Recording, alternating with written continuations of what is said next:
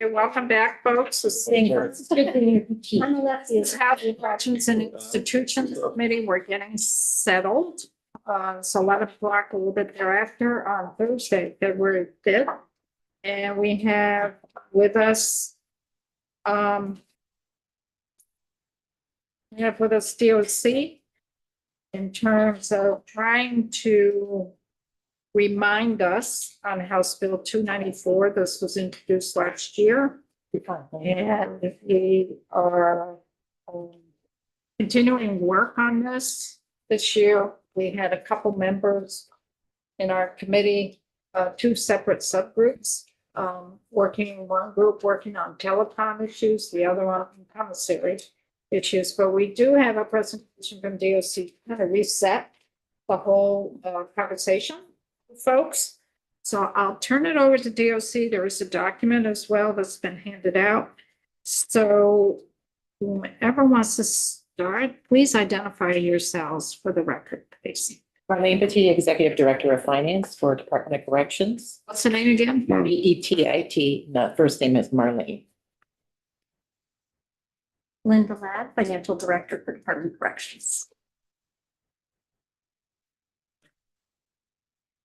So, and how many other folks are here in the room to testify, just so I know the time frame? We have a lot of folks here, but we're all just supporting. So Marlene and Linda will be driving the presentation, and we might have some folks chime in if there are specific things related to subject matter. So I have here Prison Policy Initiative. Is there anyone from Prison Policy Initiative?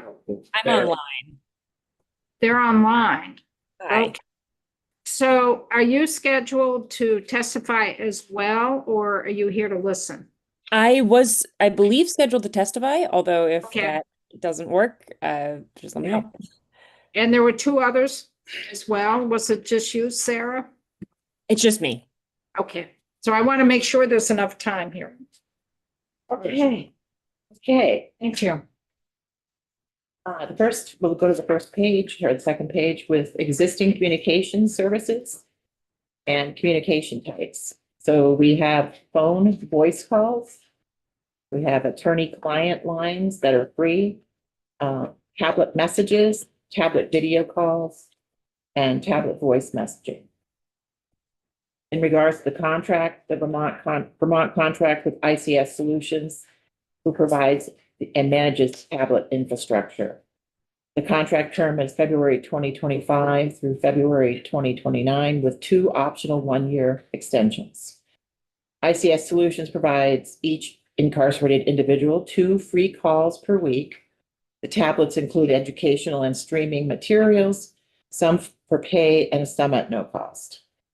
The current costs are call 0.028 minute, additional international. Tablet messages, 0.25 per message. Tablet video calls, 0.16 per minute, and voice messaging, 0.25 per minute. So let me interrupt here. So we have a contract with IC Solutions. And the contract is from February of last year to February of 29. Okay, what do we pay for that contract? What's in DOC's budget for that? That is a zero cost contract. Zero cost contract. So DOC isn't paying the IC Solution for any of that contract. Okay. There's $100,000 component to that contract. What's that for? That was, I can Okay. say that, Kristen Calvert, Deputy Commissioner of Corrections. We built that in, Representative, in case we incurred some additional costs we weren't expecting. And there's some optional services in there that might cost money that aren't required. So we just wanted to make sure that there was stuff available. So the cost for IC Solution to provide this service is picked up by the inmates. that is correct, by the incarcerated individuals. And is that done by the fees that they pay for the use of the tablets? Is that how it's recouped? That is correct. So you're assuming there's going to be enough volume to pay for the hardware that you're providing in the no-cost contract to DOC or DOC. I believe IC Solutions is anticipating. That's that the way those- it works. Yes. And who provides who pays for the tablets? Those are provided by IC Solutions. Is there a cost to that? There's no cost to get the tablet or to use it. It's just in the services of the. And what if they fall short? What if there aren't enough calls made or enough messages made?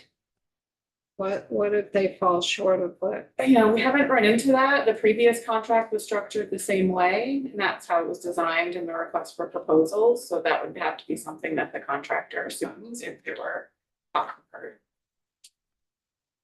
Mary? So in contracting with this company, you're saying zero base, but what is the whole contract cost of doing whatever they're doing? Because I can't believe we have all of this being provided and there's almost no cost. It is a $0 contract. We don't have any costs. That's the way this has historically been structured.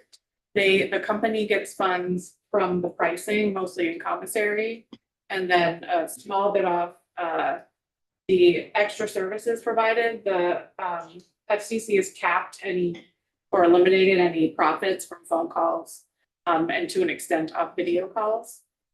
But that's how that company gets paid essentially. If I understood the answer to the chair, the risk is IC Solutions, right? There's, Correct. yeah, we're not making up anything. Right. Yeah, okay. So you wouldn't know if we paid the contract instead of the fees paying the contract charges. You don't know what that cost would be. If we picked up the cost of the contract instead.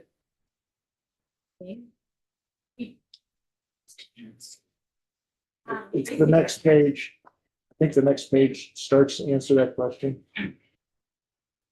Yeah.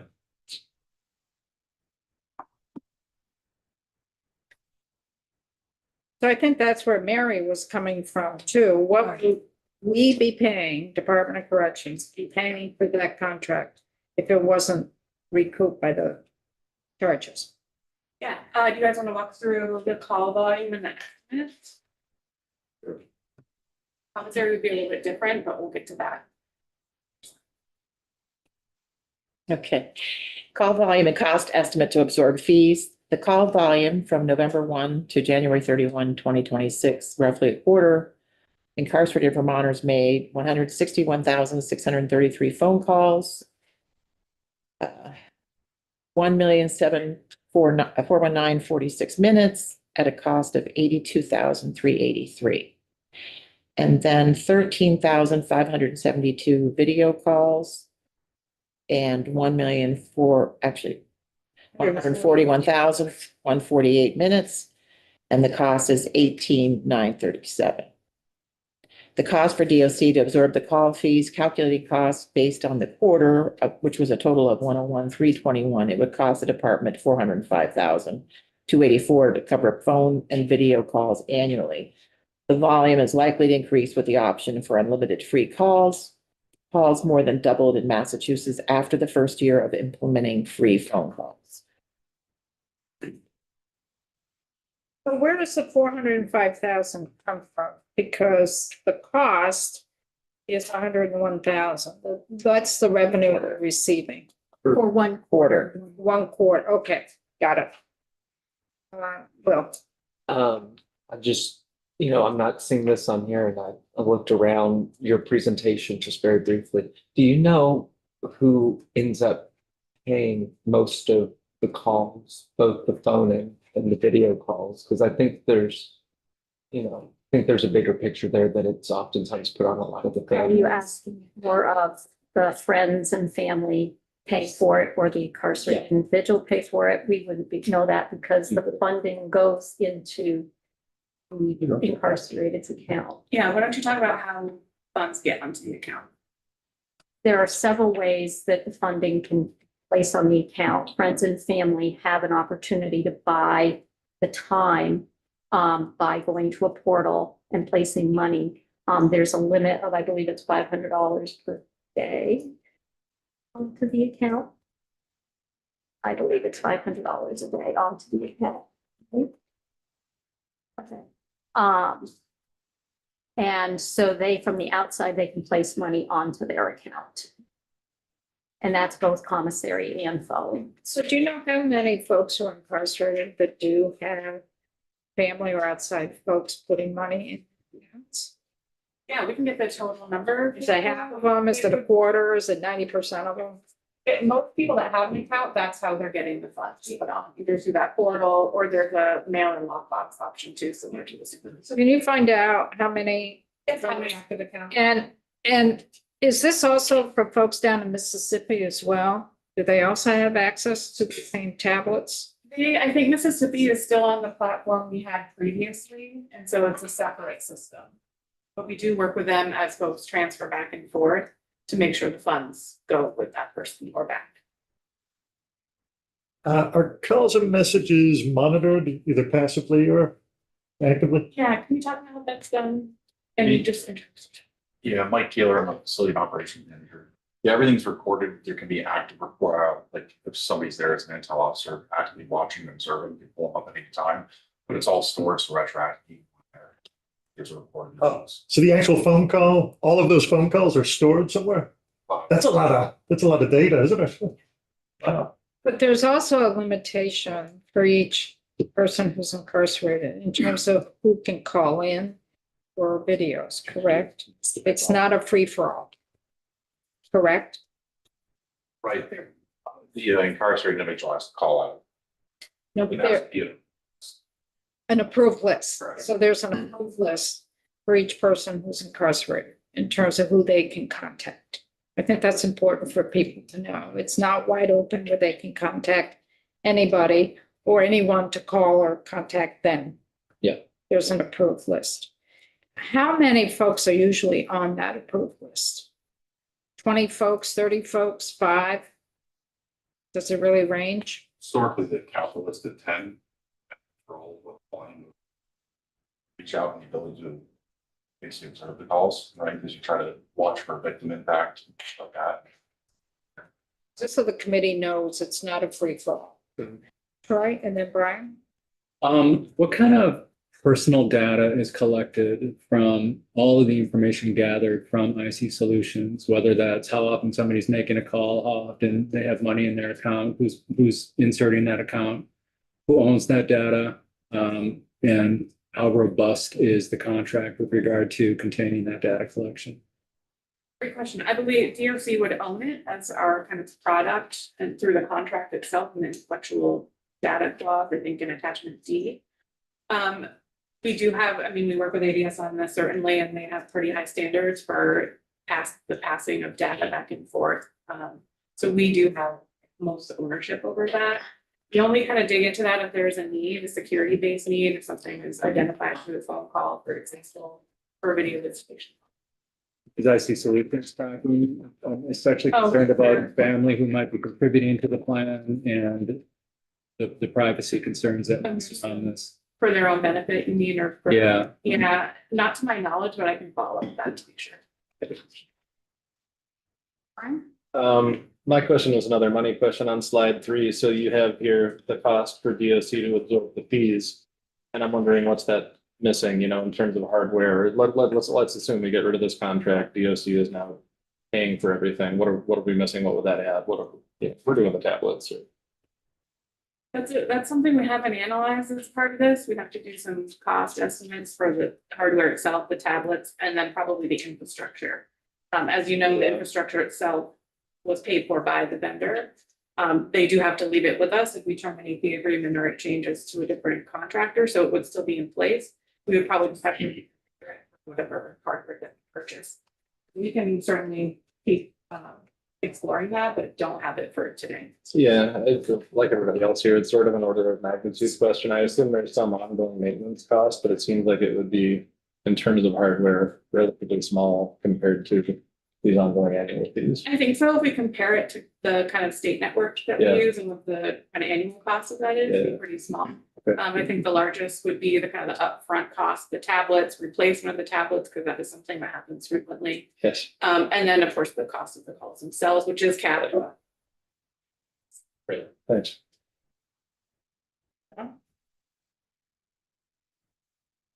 So 1 million phone minutes, more than that, almost 2 million. Is there any data that shows that people who do get to speak to their families are happier inmates? I don't know if there's hard data, but I'll say anecdotally, it was very critical during COVID that we had these services. We did a number of free calls and telephone visits for folks each week that they could access, and it was very important. Excellent. So I reasonable to say that is true now. And then, and I don't want to be like the gray dark cloud, but is there a way that, you're saying, and this could happen here, that Massachusetts, doubled.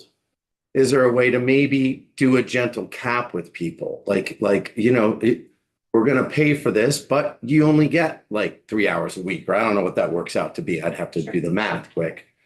But is there a way to do that? Like, listen, you got to keep your phone call to an hour. It can't be 3 hours, or it can be 2 hours, but it can't be 3 hours.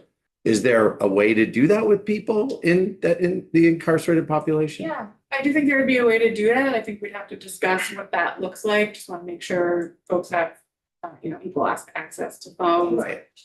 We would certainly probably keep attorney phone calls free, and then we'd have to figure out what that cost would be also. But I think some contemplation of a cap would have to be in place just to control costs. Okay, sounds good. Thanks. Kevin. On that line, Troy, what and percent of Will. the population utilize this service? I would say all or most, or anyone that has access to compensated funding. Great, thank you. Troy and then Will. Yeah, I'm sorry, I'm just combing through the contract. I just wanted to be clarified that there is data storage offsite. Offsite storage, this is 6.1.47 of the contract. Offsite storage of all data will be, and I don't know what all data means, will be a minimum of 3 locations within the continental US. So data storage centers in Atlanta, San Antonio, and St. Louis. Data will be stored for 3 years unless given to the state at the termination of a cancellation. So there is data storage happening. I don't know all of that data yet, but thank you. Hold on, real quick. Answer my question now.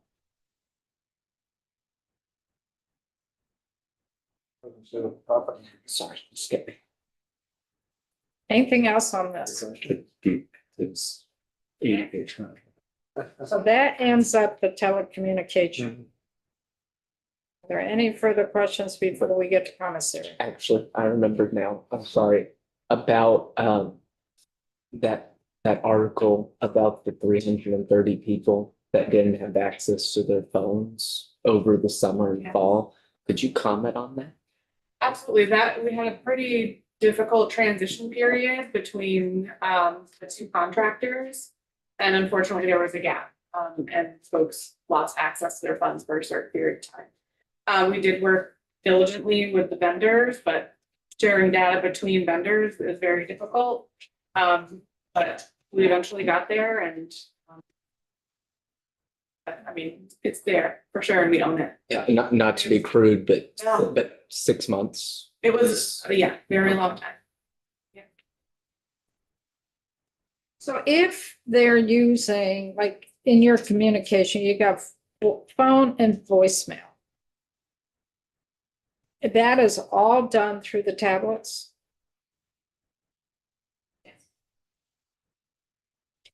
And then the attorney-client lines are free. Is that line through the tablets as well? Or is that a landline? That's a landline. It is. So if there's a landline coming in there, Alice, it is or it should be. Which is it actually outlined or not? For the attorney line, Yes. yes, it is a hard. I mounted on it. on the wall, in the living unit? Yeah.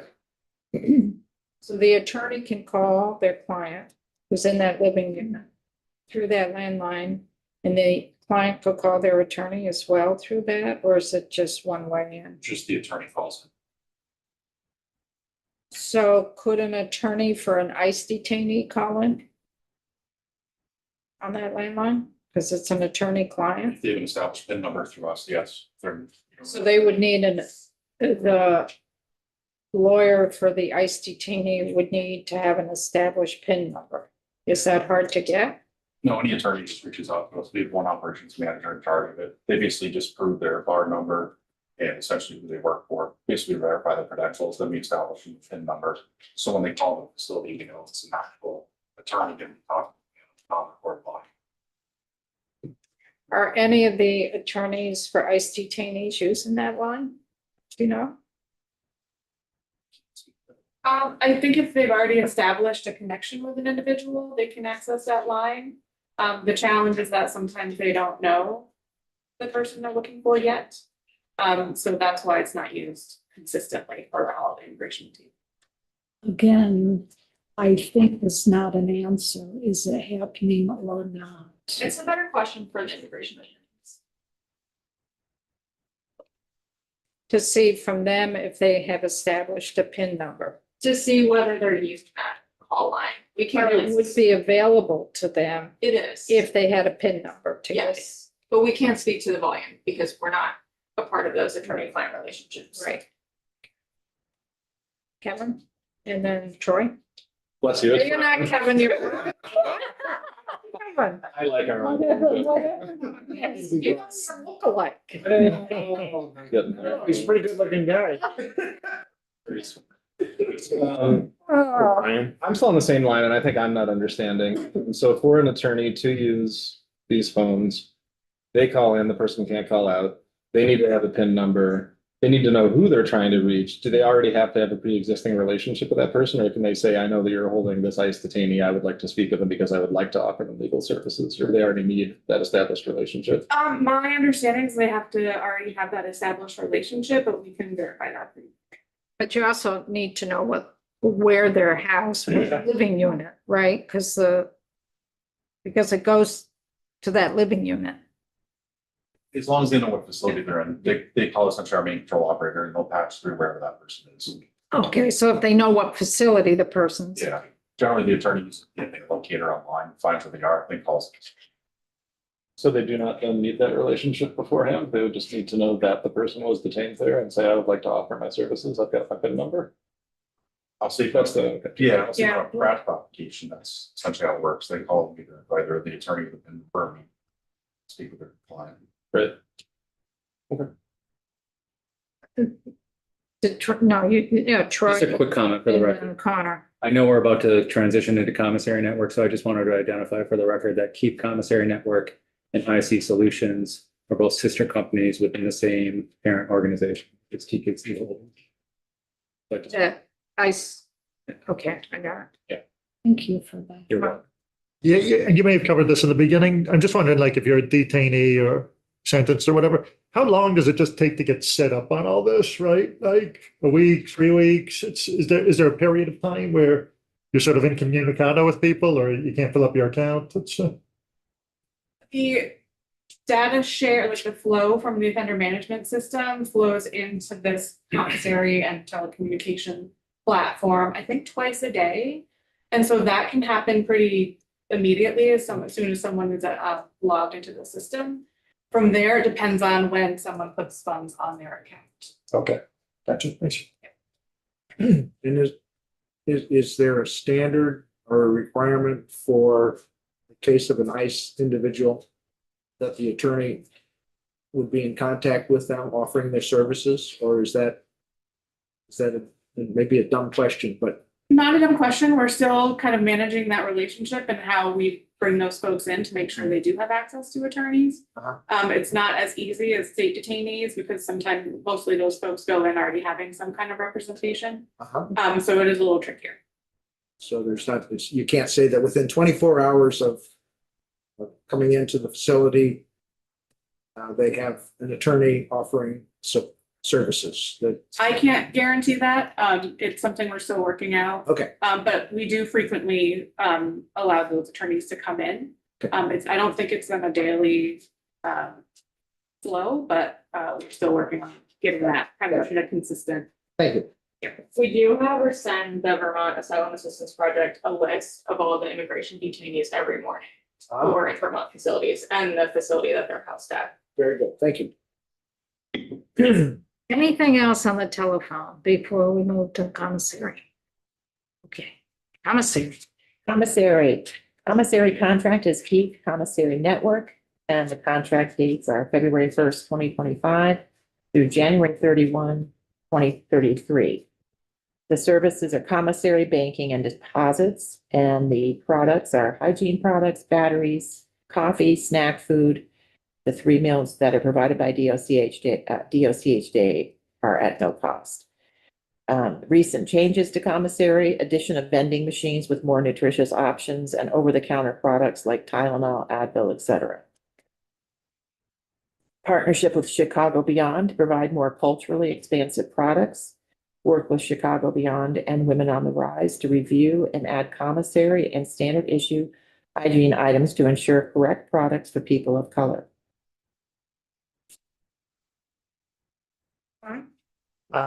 Yeah, why is that such a long contract? And can either party end that? To put a notice? Yeah, there is a termination clause for either party. I think it's 90 days. I have to verify that. It's long, sorry. 30 for telecom. 30. For telecom. Understood. It's long because of how important it is, I think, for the system to have the services and the amount of work it takes to transition and very public issues there. And so that's why we ask for kind of the term waiver to be able to have a longer runway. Okay. Thanks. Commissary revenue, recreation fund. Commissary revenue goes towards the recreation fund. FY 25 commissary revenue was $713,997. FY 26 commissary revenue, $344,201. The recreation fund largely supports the salary for each facility's recreation coordinator. Each facility has a rec fund committee that develops an annual budget and submits to the superintendent for review. Budgets typically include the funds for gym equipment, newspaper subscriptions, repairs, special events, etc. So again, where does the person who's incarcerated get money to purchase those items from the commissary? That's also from friends and family providing those funds on the outside. So if a person doesn't have friends or family providing, and they may not have an account, then they would not have access to some of these products. Plus they have facility employment. They can work a facility job, make income, and then use that as funds to purchase things. 25 cents an hour. Well, it's paid a daily rate, but So that gets into the other issue. For that, are there folks who are incarcerated that are going without access to some of these products? Like hygiene products or batteries or coffee, We snacks? supply some kind of basic hygiene items, but to get the additional, they would need some kind of funding to do that. There's also incentive programs that exist to be able to give folks extra access. But if someone does not have any funds, then you could reasonably say they don't have access to the extra. So what are some of those extra, like another toothbrush or toothpaste or? Yeah, or maybe more name brand product versus a generic brand. Whatever your name is, Brian. I'll answer anything. Once again, it's the same kind of line of questioning where if folks don't have the money to buy these things from commissary, you see Tylenol and Advil, could they get analgesics from the infirmary? And they can't buy snacks because they don't have money for the commissary. Can they get second dinner or something? Like these things are obtainable in different ways. Yes, they could get those, the Tylenol and such from the health services provider, so it's not that they wouldn't have access at all. Can you talk about how they might get additional food items? yeah, I mean, as far as additional food and how to purchase them, they wouldn't get any. aside from your 3 square meals a day to meet the board needs that's established by Trinity. Could you speak Can't up? hear you, sorry. Yeah, can you speak up because we're down here?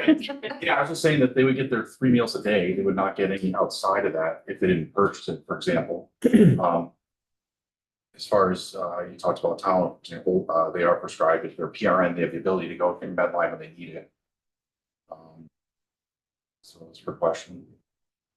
Basically just trying to see it, like, whether it's convenient or not, whether it takes time or not, whether it's exactly what you want or not, is there a different avenue to getting these things? And it sounds like it's not perfect, but yes, there is.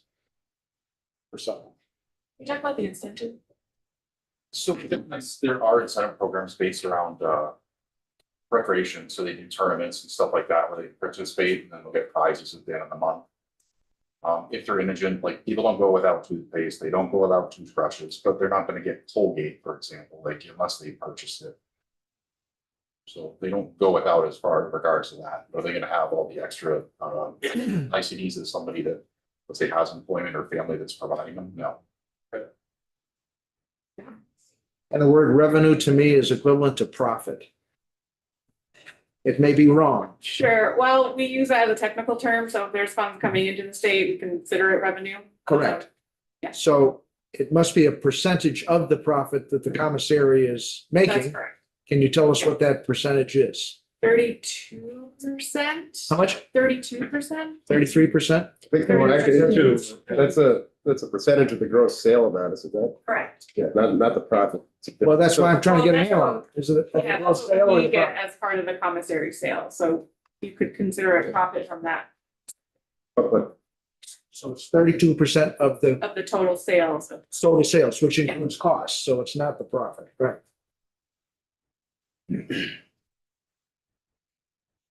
Thank you.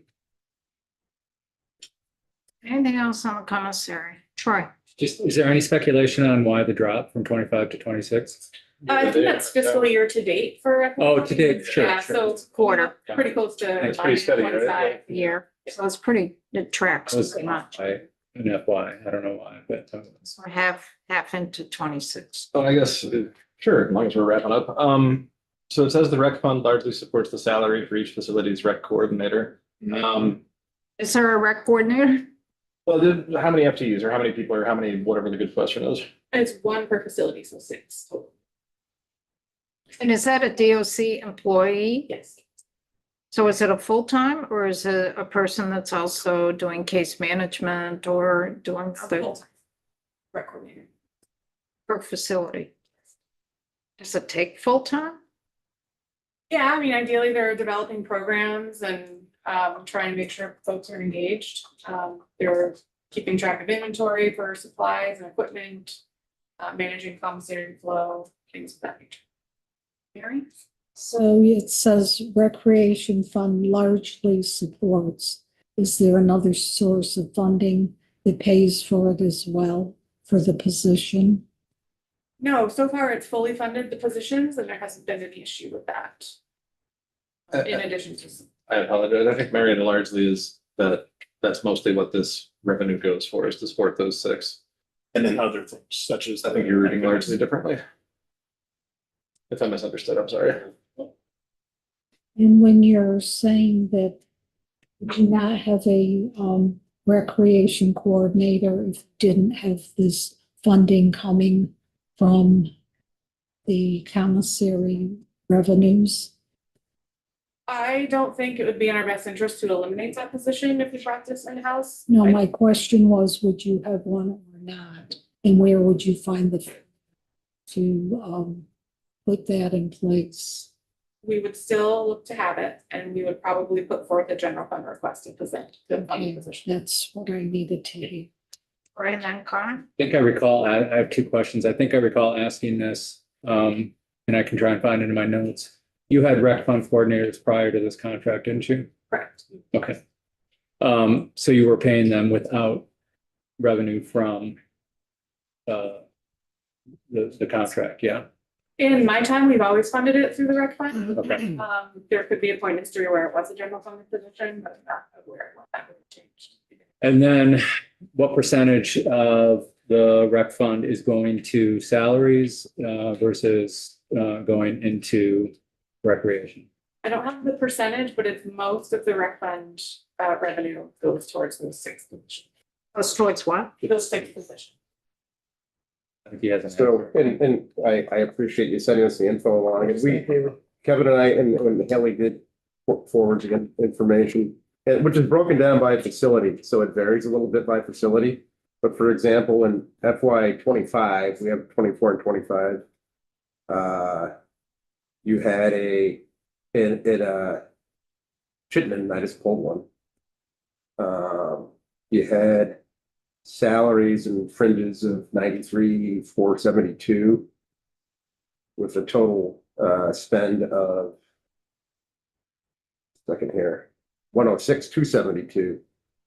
So 90%. Basically 12,000 goes to something else. so and it varies a little bit, but it's, you know, like that example, 87% and change of the budget was for salaries and benefits associated with salary. Thank you, Joe. Connor? Yeah, I And think it looks like there might be some utilities in there too, maybe. You mean? Bear with me. And I can get this over to Tate if people want to read it, or if you want to shoot it over, Kevin, I know you have it too. I can send it over. Yeah, if you want to, or Haley, if you want to send that over to Tate, so everybody has the same thing. It was a lot of data, hard to see on my phone. I would not try to read this on my phone. No, it's just, it's straight up salary and costs associated with salary. Yeah, so it's like, you know, it's like everywhere, there's a system of haves and have-nots, you know, you can have people from the outside top up. And I'm wondering to what degree that lends itself to predatory behavior and like bullying in prison. Like, have you seen examples where it's like, either it could be in exchange for drugs or, you know, you're gonna get beaten up unless I see like, you know, $50 in my account next week, right? Have you seen that? Is it something you worry about? And historically, yes, it's a prison that occurs. I mean, that's why we have, you know, intel and security staff that monitor those things. We do watch and see if there's movement between funds, between accounts, and what families are paying who. I think you need to speak up because there's folks that Yeah, so I was saying historically, it's a prison. These things do occur. It's things that they're in jail for. So we do our best to use intel teams, security. That's why you listen to phone calls, interact with the inmates to understand what's happening and occurring, and we hold them accountable or refer them to law enforcement when we find some of these things. And do you find it often enough? I'd say it's probably sporadic, depending on what your population makeup is at the time. Thanks. Well, let me just follow up on Connor's point that I would definitely agree with the have and have nots. That's a bigger issue to me because the other issue is going to exist. You know, getting beat up for something or assaulted for something is going to exist even if you have stuff, because I still might want your things. But the haves and the have nots is a bigger, just my own part, is a bigger thing because somebody's having access because they're not lucky enough to have a friend or family put money in it. That's to me is a bigger issue, especially for morale and that kind of stuff. But the other issues won't necessarily go away. Yeah, I agree. Kevin and then Joe. I gotta think about it. You can't every now and then. You gotta wear a sign. I will. And I stop and think. Bad about my name tag, it's true. So this is going back to the previous question about the rec coordinators and trying to understand what all they can do. So if they're not busy doing rec stuff, is there other stuff in their job description that they are green lighted to do that they might be doing? Like, what are they doing? Sure. We also have volunteer services coordinators that are a general funded position, not paid for by rec fund. And so those two are kind of a team that works together to try to bring volunteer programs into the facility. So that's another thing that we can do. And this will sound ridiculous, but like, they're not going to fill in as a CO. They're not going to do, you know, like cleaning or I don't know. They could fill in a security role if they have that training within a certain period of time and they're up to date on their core competency.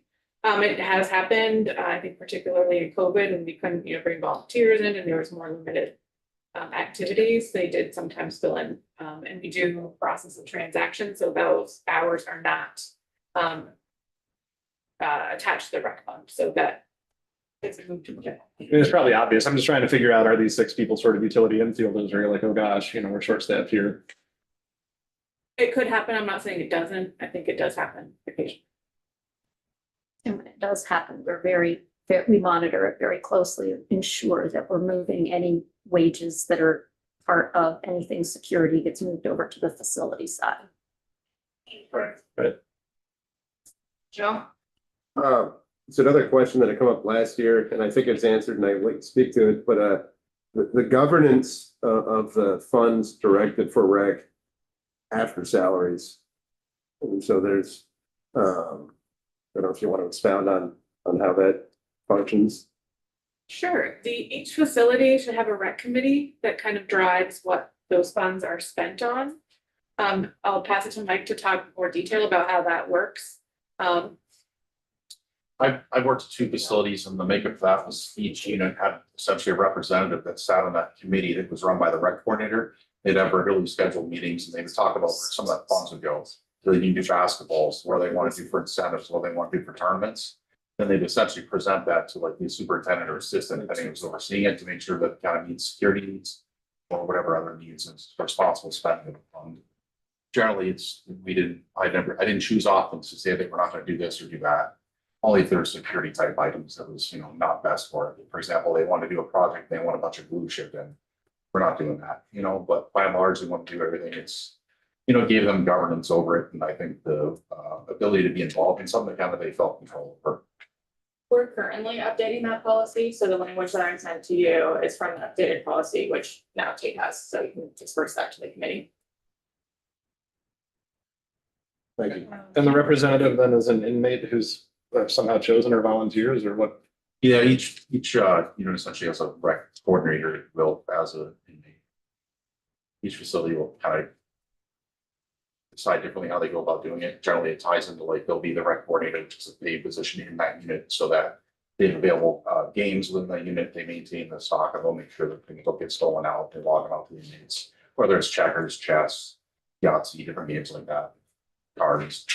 And so that then is their job on the same pay scale as whatever else, yeah. Just to clarify for Haley, so you said you gave updated language, like that's what's in place now or what's going to be updated in the Yeah, near future? I don't know the exact date the policy is going into effect, but It's going to, not is. Yeah, Okay. happy to follow up. So that's all I need. Anything else on commissary? Okay, let's continue to wait. Okay, facility work programs. Fiscal implications of paying state of Vermont minimum wage to facility workers. 12 to 16 million in pure wages. 12 million for a 60-hour work week, 16 million for an 80-hour work week. Pay is currently per day. Most individuals do not have 60 to 80-hour work weeks. Other considerations would be overtime, benefits, employers' taxes, wage garnishments such as child support, providing W-2s, workers' comp, additional staff for payroll. Security concerns, DOC does not have enough employment opportunities for the 1,600 individuals in custody. Creating as many jobs would require major physical and IT infrastructural upgrades to programming space, Wi-Fi, etc. Disparate employment opportunities and wages can result in security concerns such as coercion and threats from other incarcerated individuals. I would just like to add one other correction where it says 12 million for 60-hour work week. That should be per pay period. And the same for the 80-hour, that is per pay period. So it's a 2-week period. Ask a quick question. Sure, go ahead, Troy. There's disparate employment opportunities right now, right? You're not employing all incarcerated individuals now, right? So the disparate employment opportunities is a new problem caused by increasing wages. Does that feel accurate? I'm sorry, did you restate that? You're going to have disparate employment opportunities regardless of how much you pay them. Does that feel accurate? That's accurate, but I would say that it would be exacerbated if individuals are making minimum wage as opposed to what they're making right now. I don't know how you decide who gets employment now and who doesn't. But you could divide the employment available among all of those who are qualified to work. Does that feel accurate? Okay, yeah. Okay, so somebody might have a 10-hour work week instead of a 15-hour work week because it gives more people work. Sure. And I guess I'm tagging on this really like I keep doing, but if somebody wants work now and they're qualified, can they have it? Is there a shortage of work for those who seek it right now? I think Mike. It depends on what the job is and the timing. We have an application process they put in for it. Certain places have a lot of turnover, like the kitchen, for example. Certain jobs are highly sought after, so if somebody gets in, they may hold that position for a while. So, No. Some go begging, some positions. I would say vacant, there's a lot of turnover on. Somebody will come in, they'll work for 2 weeks, they don't want to work, next person will step in, and there's certain roles that'll get filled. Somebody might be in for 2 years. Right. So the work that is available, maybe you could explain what some of those work jobs are. Yeah, the gamut runs from cleaning, we have hallway cleaners, unit cleaners, we have laundry. We have people that will be on work crew essentially, and like shoveling, mowing, splitting wood, depending on the facilities, because they all have different needs. There's open years coaches, 2 of the facilities burn wood, so the boiler tenders. If people have ADA needs for wheelchair, we've hired pushers, and essentially they're the person that works them to get around the facility throughout the day. The kitchen obviously has bakers, cleaners, warehousemen, line persons, cleaners. What about folks who are working in the plate shop? That's at Northwest. I've never worked there, so I don't have much knowledge on that, but that's part of the BCI program. That is a separate program from facility jobs. It is funded out of a different bucket. It's not funded from a facility budget. That is funded under a separate appropriation. And do those folks who participate in that get paid? Or does that go towards their participation, go towards something else? They earn a wage, and in that specific instance at VCI, those individuals who are employed there have the opportunity to place some of their earnings or all of their earnings into a savings account, as it were. We set it aside for them.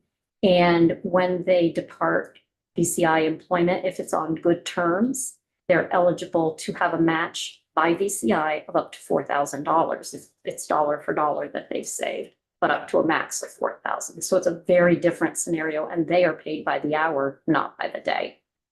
And how much do they get by the hour?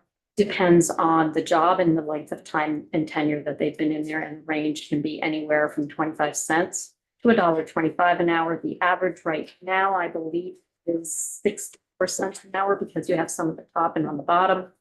And it depends on how long they've been there and how many hours they've been there before they can move to the next step. Troy and then James. Just a comment and then a question. Just so the committee knows, H294 does have a component in it where we started paying incarcerated labor a higher wage, that it's broken into 3 different sorts of possible funds, including a savings account that would be available upon release for first month's rent, whatever. So I just want to mention that that's in there in 294. The question is, if for the facilities jobs, if we didn't hire incarcerated labor to do that work, you would have to pay a state worker. Is that accurate? Kitchen, cleaning?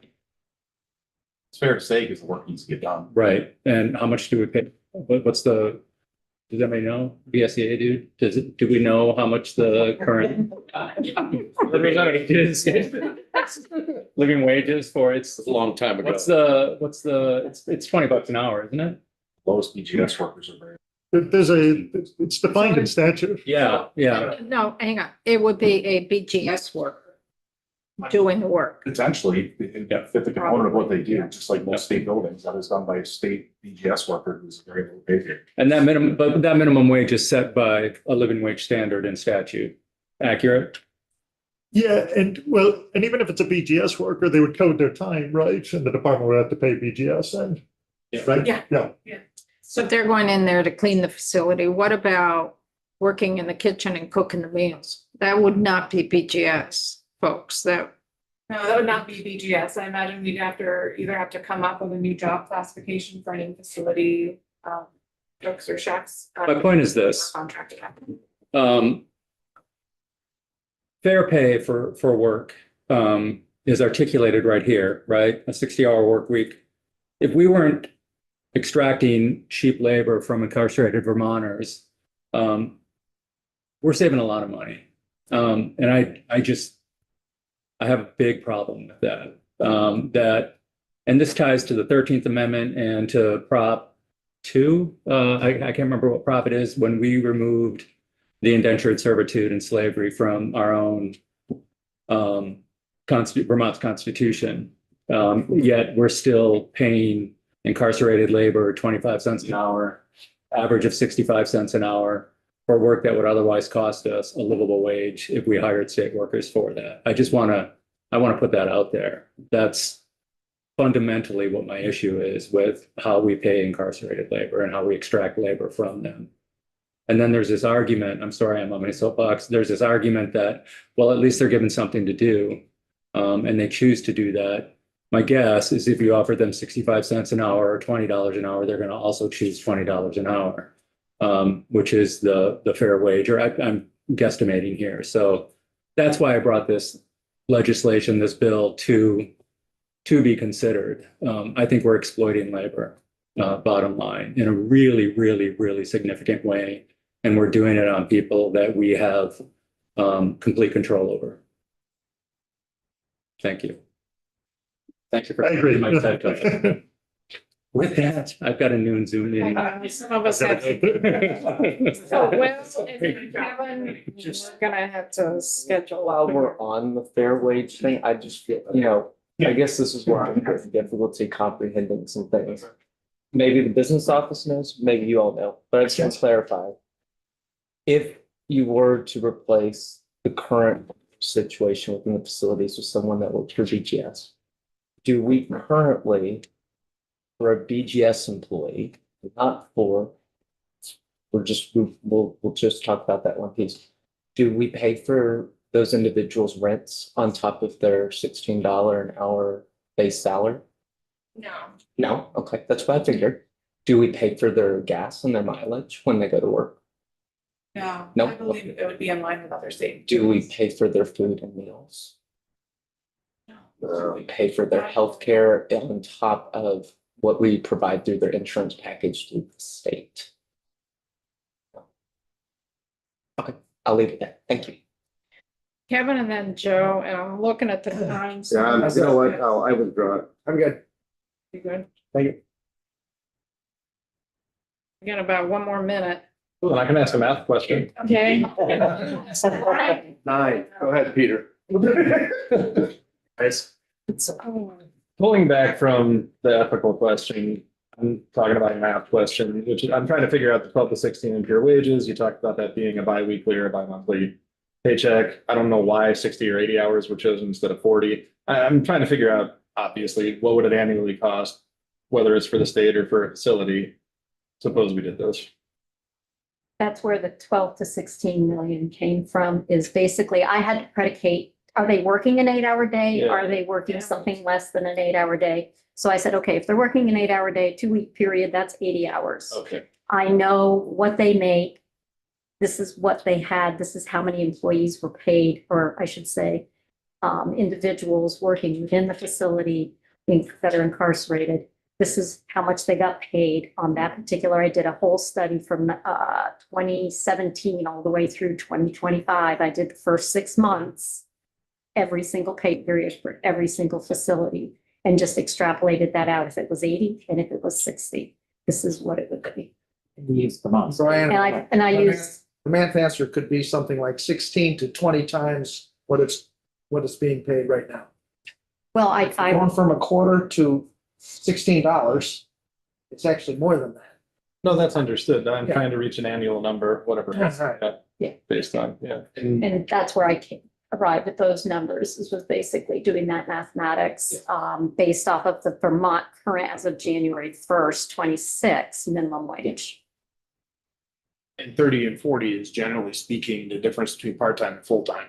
When you're in business, and that's where those numbers usually come from, 32 versus 40. I mean, I had to try to equate it because I was throwing Vermont correctional industry that is paid by the hour in there, so I kind of had to go and do something to get there. Thank you. I'm clear. So it's noon time and I know some folks have some commitments at noon and they want to get lunch before there's a commitment. We are going to have to reschedule. Yeah, we're gonna have to reschedule the prison policy initiative. I hate to do it, but we had a lot of questions. So Sarah, at least you Fine. know some of the questions that the committee. Yeah, is I now focused have a on, lot more information. and that may help you in terms of figuring out when you testify Mhm. before us, I hope. We just ran out of time. That's fine. So if you could work with Tate to figure out when to do your scheduling, and it would be good also to have DOC in the room as well to hear, see what we can do next week on this.